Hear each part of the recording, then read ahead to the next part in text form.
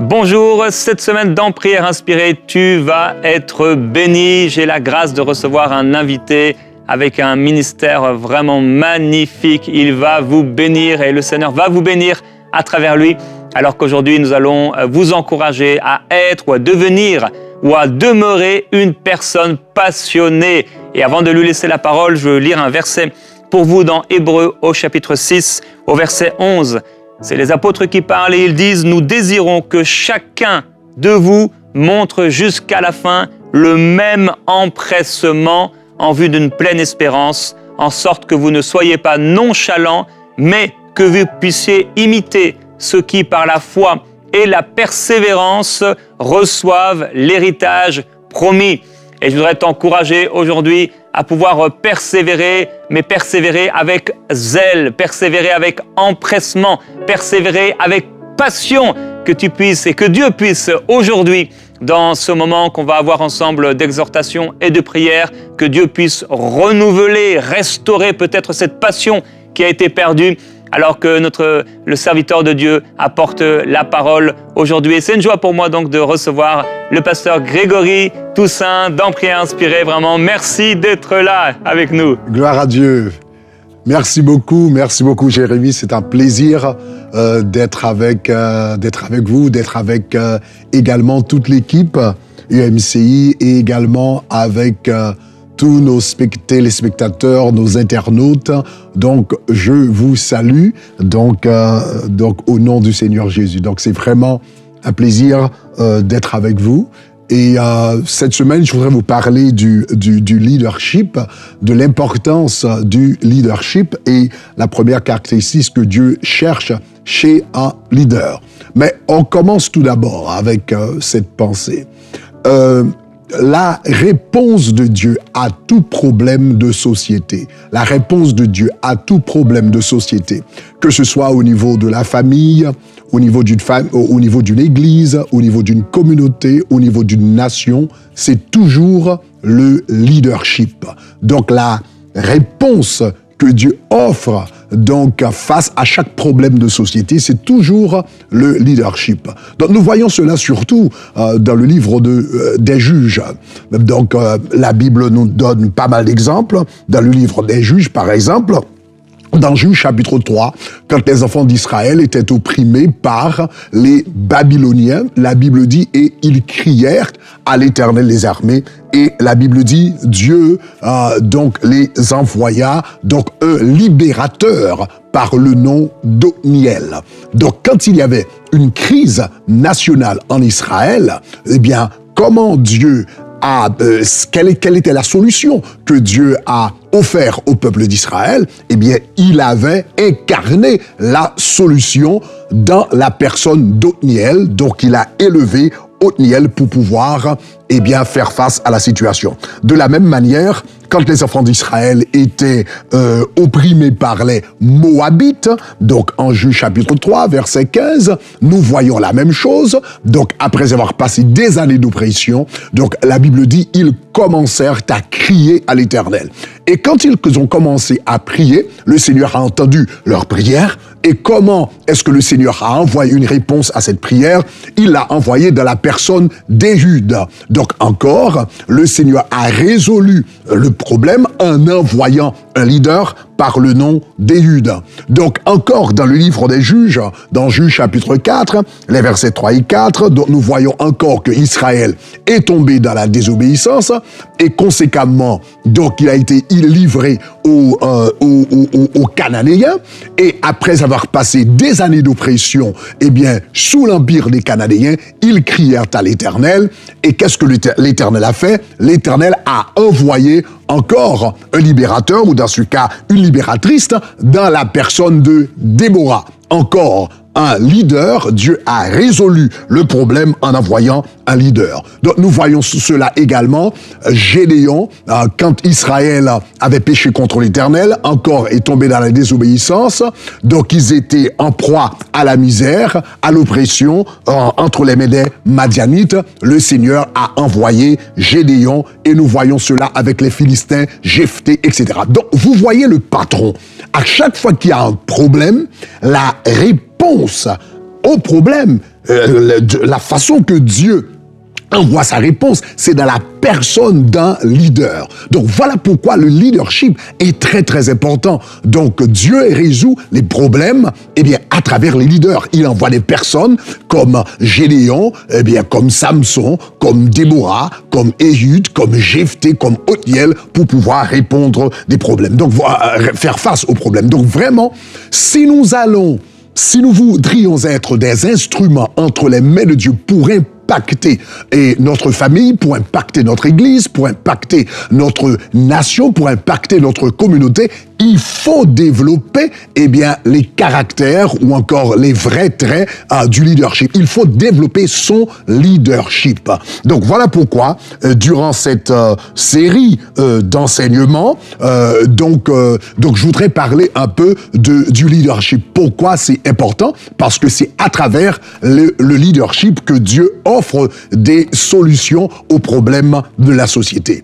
Maintenant, ceci étant dit, on commence avec la première caractéristique d'un leader. Qu'est-ce que Dieu cherche chez un leader? Il utilise des leaders pour résoudre les problèmes de société, pour être des bénédictions pour les autres, pour les nations, pour les familles, pour l'Église, pour les églises. Mais qu'est-ce qu'il cherche chez les leaders?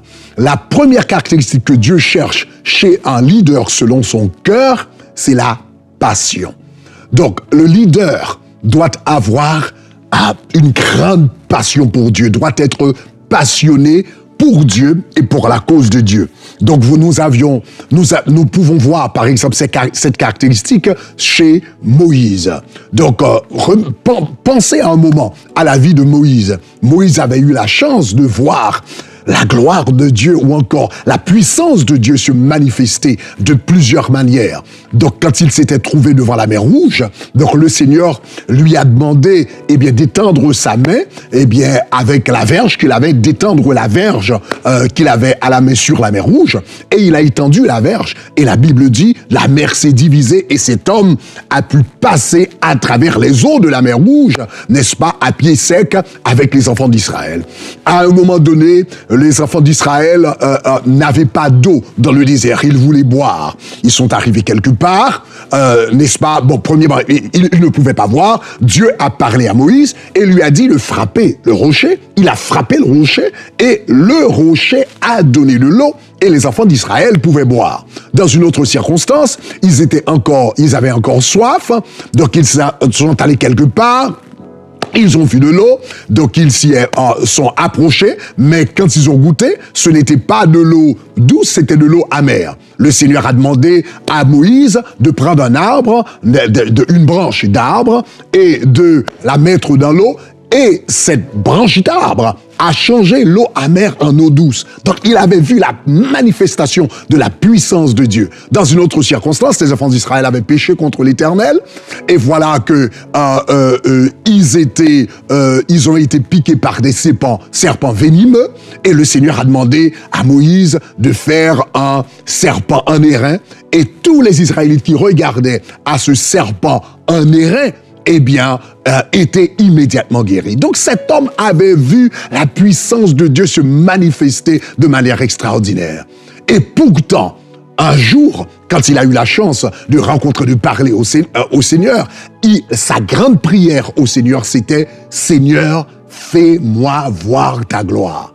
Mais comment Moïse? Mais tu as vu le Seigneur fendre la mer Rouge, tu as vu le Seigneur transformer l'eau amère en eau douce, tu as vu le Seigneur faire sortir de l'eau d'un rocher, donc tu as vu pas mal de miracles, mais Mais malgré tout ce qu'il avait vu avec Dieu, il avait dit, Seigneur, je veux voir ta gloire. En d'autres termes, il voulait encore plus de Dieu. Il avait vu les miracles de Dieu, il avait vu la grâce de Dieu, il avait vu la puissance de Dieu, mais il voulait encore plus de Dieu. Donc cela nous dit quelque chose au sujet de son cœur, au sujet de la passion qu'il avait pour Dieu.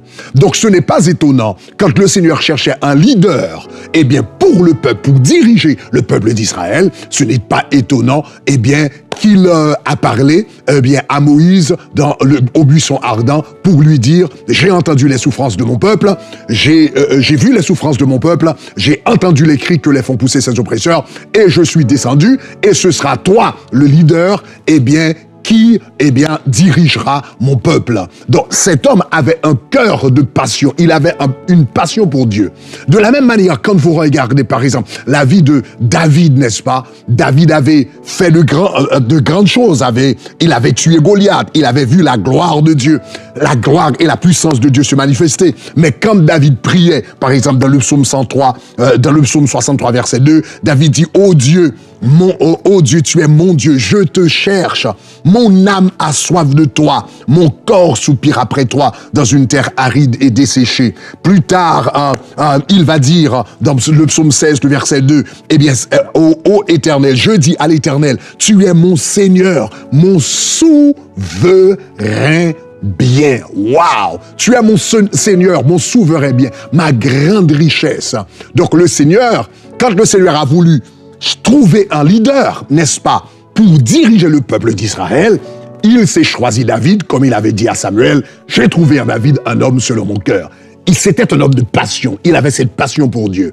De la même manière, Néhémie, quand les murs de Jérusalem étaient brisés, la ville de Jérusalem était brisée, et le Seigneur était en quête d'un homme, qu'il pouvait utiliser pour rebâtir les murailles de Jérusalem, il a trouvé Néhémie. Néhémie avait une passion pour Dieu. Le cœur de Néhémie, avant tout, ce n'était pas de rebâtir la muraille pour les enfants d'Israël, mais c'était de rebâtir la muraille pour la gloire de Dieu. Parce que cette muraille qui était brisée, c'était une honte.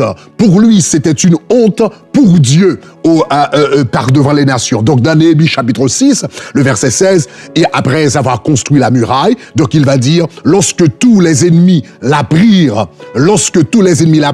toutes les nations qui étaient autour de nous furent dans la crainte. Elles éprouvèrent une grande humiliation et reconnurent que l'œuvre s'était accomplie par la volonté de notre Dieu.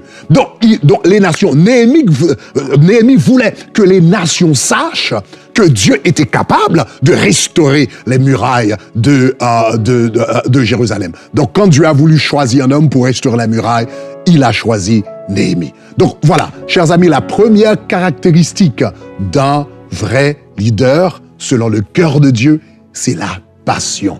Que le Seigneur vous aide à développer de la passion pour lui, comme Moïse était un homme passionné, David était un homme passionné, Déborah était une femme passionnée pour Dieu, Néhémie était passionné. Que le Seigneur vous aide à développer de la passion pour lui, pour qu'il puisse vous utiliser pour sa plus grande gloire. Soyez bénis. Amen, amen. Et je crois que cette passion, ça va être votre partage cette semaine. J'aime quand la présence du Saint-Esprit vient me pousser dans la prière, me pousser quelque part, et c'est l'œuvre de l'Esprit. Merci beaucoup pour ce partage. Je crois que cette œuvre de l'Esprit, ça va être l'œuvre que vous allez pouvoir vivre par la grâce de Dieu. Il y a une présence de Dieu ici, et je veux prier pour vous aujourd'hui. Père, je veux te remercier pour ta grâce, la grâce de pouvoir être passionné, la grâce de t'avoir connu, la grâce de t'avoir rencontré, la grâce, Seigneur Jésus-Christ, d'avoir été choisi par toi.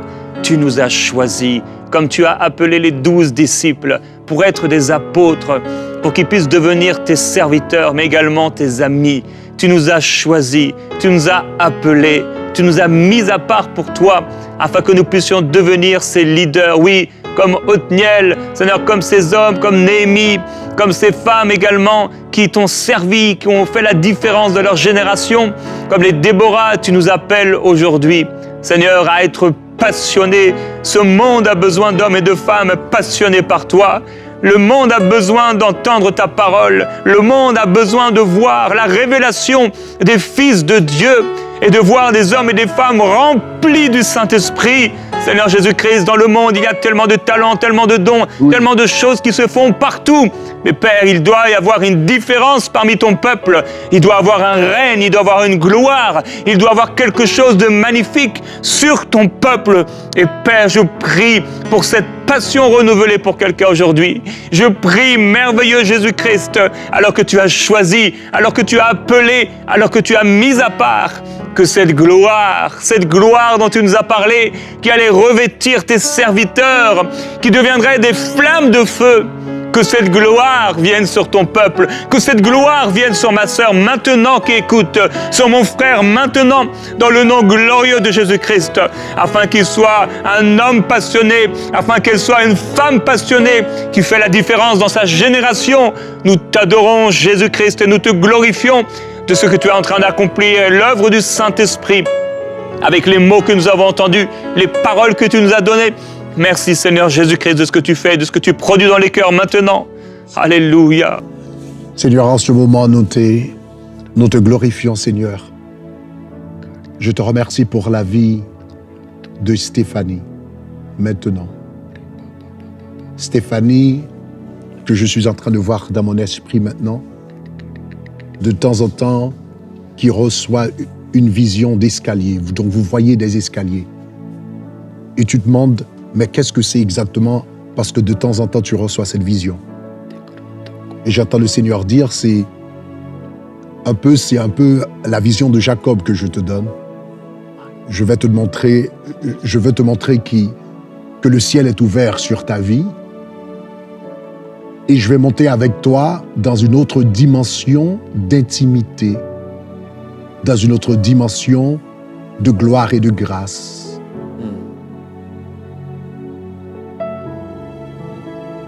Quand tu étais venu à moi, tu es venu à moi comme mon enfant. À tous ceux qui l'ont reçu, à ceux qui croient en son nom, il a donné le pouvoir de devenir enfant de Dieu. Après un certain temps, tu as grandi et tu as commencé à servir dans le ministère. Et maintenant, tu n'es pas seulement un enfant de Dieu, une fille de Dieu, mais tu es également une servante dans son royaume. Tu es en train d'exercer tes dons, tes talents, tes capacités pour sa gloire. Tu es un enfant qui sert dans le royaume, une fille qui sert dans le royaume. Mais le Seigneur dit cette année, je t'amène à une autre dimension. C'est la dimension de l'amitié. Je ne t'appelle plus serviteur ou servante, mais je t'appelle ami.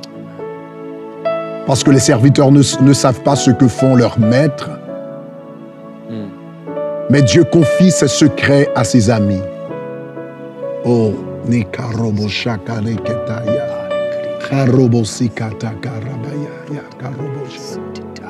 Stéphanie, je vais t'accorder la grâce que j'avais accordée à Abraham lorsque je m'apprêtais à détruire Sodome et Gomorrhe.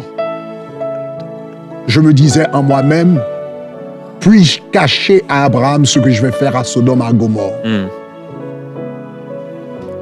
Je vais t'accorder cette dimension d'intimité, d'amitié, où mes projets ne seront plus cachés pour toi, mes projets ne seront plus obscurs pour toi. Je te révélerai des choses qui ne te concernent pas même directement. Mais je vais te les dire à cause de mon amitié pour toi, ou encore mon amitié avec toi. Monte dans cette dimension. Sois l'ami de Dieu comme Abraham était ami de Dieu. Sois ami de Dieu comme Noé était ami de Dieu. Et la clé de cette amitié, c'est la passion. Pendant que tu étais en train d'écouter ma méditation, tu ressentais quelque chose de chaud dans ton cœur. Parce que la clé de cette amitié, de ce niveau d'intimité avec Dieu, c'est la passion pour Dieu. Reçois cette dimension maintenant. Au nom de Jésus. Oui, Seigneur. Et Père, je prie pour tous ceux qui écoutent aujourd'hui. Tu les appelles à vivre cette amitié. Tu les appelles à expérimenter une nouvelle dimension dans leur relation avec toi.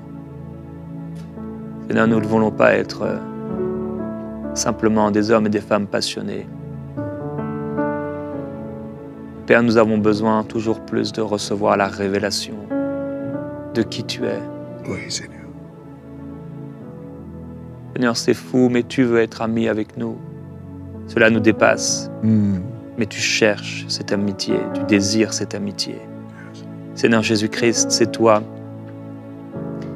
C'est toi qui es allé vers Lazare, qui était mort, parce qu'il était ton ami. Et c'est toi qui viens vers quelqu'un aujourd'hui, dont le cœur est comme mort, la vie spirituelle est refroidie. Aujourd'hui, tu ne viens pas le condamner et la condamner, mais tu viens auprès de lui, auprès d'elle, pour restaurer cette amitié, raviver cette amitié, raviver cette flamme et cette passion pour toi. Seigneur, merci pour cette flamme de l'amitié, cet amour, cette passion, cet amour qui vient d'un cœur qui t'aime, d'un cœur pur. Oui, Seigneur. Cette passion renouvelée pour toi, Seigneur. Trop longtemps, Père, la religion nous a montré un Dieu lointain, un Dieu lointain qui voulait comme des robots. Et Seigneur, tu nous montres et tu nous révèles dans ta parole le désir que tu as de cette amitié. Cela nous dépasse, mais lorsque nous marchons par la foi et dans la révélation que tu nous donnes, nous pouvons devenir amis avec toi. Aimer ce que tu aimes, aimer ceux qui t'aiment, vouloir te faire plaisir, vouloir t'être agréable, vouloir être là où tu veux qu'on soit, vouloir aller avec toi là où tu nous amènes, parce que nous t'aimons, parce que nous sommes tes amis. Nous t'adorons, Seigneur Jésus-Christ. Merci. Merci pour cette nouvelle intimité pour quelqu'un. Quelqu'un reçoit cette dimension nouvelle dans l'intimité, dans la communion avec toi. Rafraîchissement au nom de Jésus-Christ spirituel qui vient. Alléluia.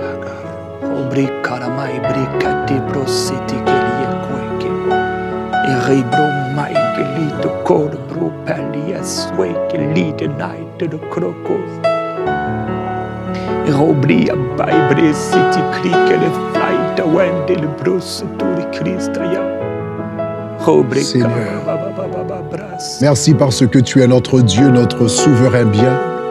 Comme le disait David, notre Dieu, notre souverain bien. Comme il est écrit dans ta parole, Abraham était riche en troupeaux, en argent et en or, mais ses yeux étaient fixés sur la cité céleste. La Bible dit, il cherchait cette cité qui n'était pas faite de main d'homme. Son souverain bien, c'était toi. Son souverain bien, c'était ta présence. Son souverain bien, c'était sa maison. Merci Seigneur pour les bénédictions matérielles. Merci Seigneur pour une belle maison. Merci pour une bonne voiture. Merci pour la nourriture que tu nous accordes. Merci Seigneur pour une économie. Mais Seigneur, notre souverain bien, c'est toi. Alléluia, oui. C'est toi. C'est ta présence. C'est ta gloire, Seigneur. Tu es notre Dieu, notre souverain bien. Notre trésor.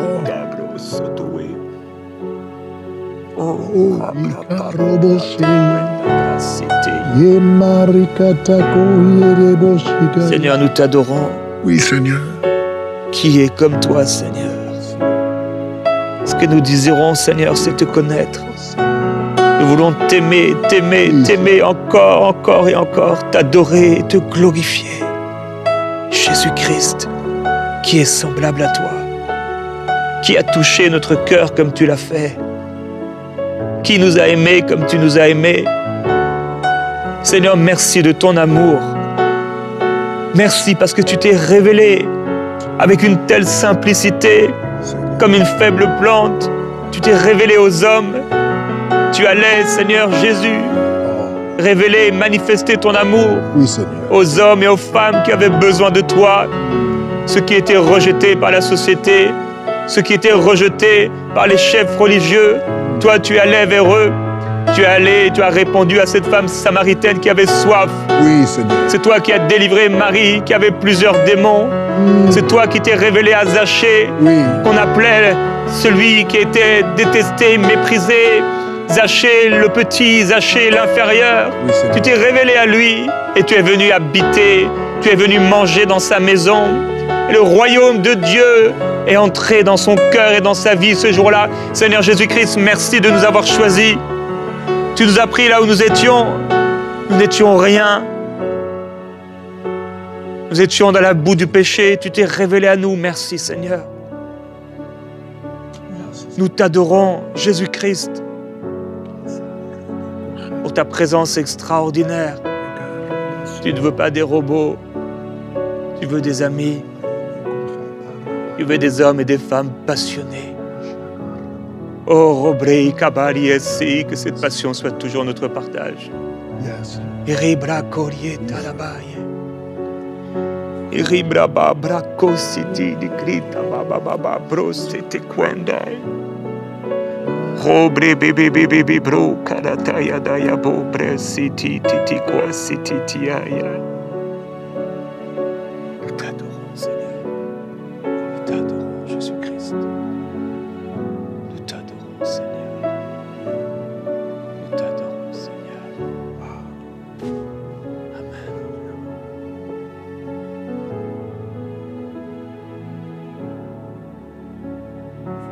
C'est ça.